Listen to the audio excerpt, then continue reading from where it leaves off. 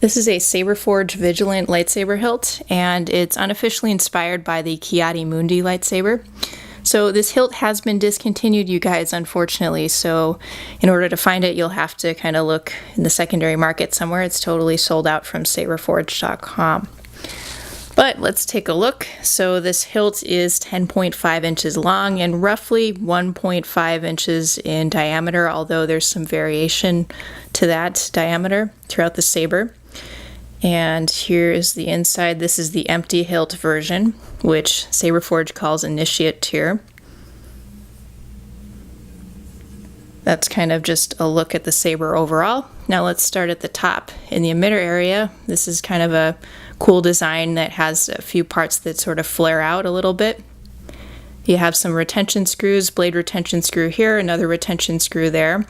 And I purchased this hilt directly from Saberforge, and it included these two O-rings on it, although in the default photo for the item, these O-rings were not present, so I'm not sure if that's kind of a common feature or not.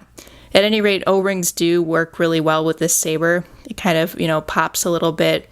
O-rings would also work well in this grip area too. So this grip area, you guys, one interesting thing about that is it's a little high on the saber. So a lot of lightsabers, the grip area will be more down in this area. So it is a little different to grab, and that affects your balance point for sure.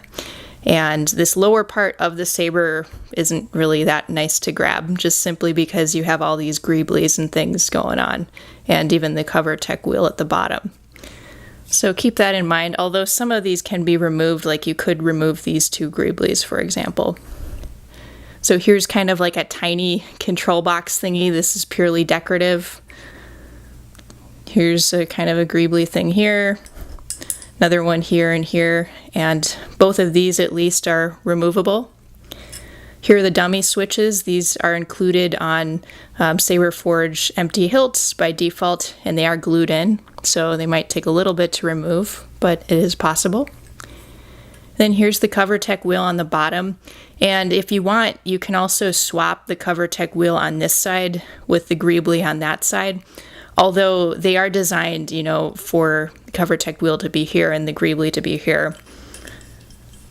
I'll show you.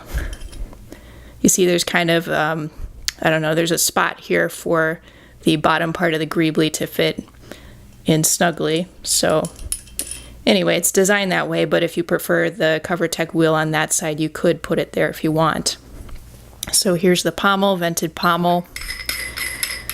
This is a two-piece saber, you guys, so just you can remove the pommel, and then the rest of the hilt, is just the body of the saber. At any rate, I think that's about it, you guys.